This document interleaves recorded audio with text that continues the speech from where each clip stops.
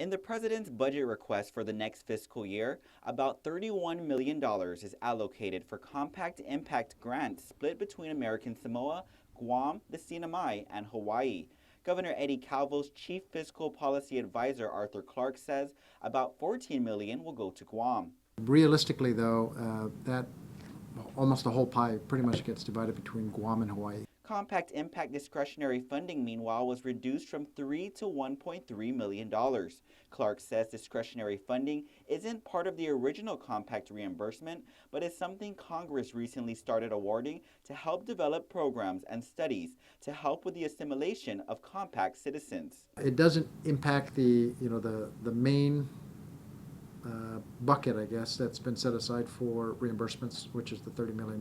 But in light of the fact that we recently sent a report to the Office of Insular Affairs estimating the impacts at $144 million, $30 million or 14, which comes to Guam, so with 10%, that's still woefully short.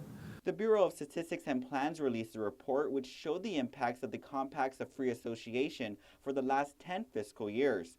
In light of the staggering figures, what is the administration doing about it? Clark says when the governor attends the National Governors Conference next week in Washington, D.C., he'll also take part in an intergovernmental agency meeting on insular affairs. And the governor is asked to be on a panel specifically on compact impact. And I think it's the senator from Hawaii, Senator Hirono, is also going to be on that panel. And I think that's what we've been lacking.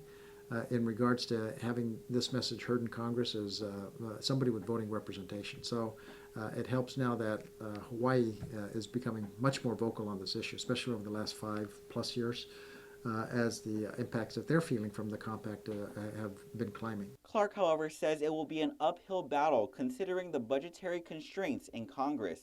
He adds having Assistant Secretary for Insular Areas Esther Kia'aina at the Department of Interior will help Guam's fight. And along with making headway in D.C., here at home, Clark says efforts to establish a compact impact task force is still in the works. The governor's still intent to have that go forward. We're actually revisiting the vehicle by which that's going to happen now. So I think the governor might be addressing some of that in his upcoming State of the Island address. So I don't want to get ahead of the governor as far as letting the news come out. It was back in 2013 when Clark first discussed the governor's plans to establish the task force which aimed at addressing the gaps and deficiencies related to compact impact. Before leaving off island, Governor Eddie Calvo will deliver his State of the Island address this Monday. Reporting for Guam's News Network, I'm Ken Quintaniza.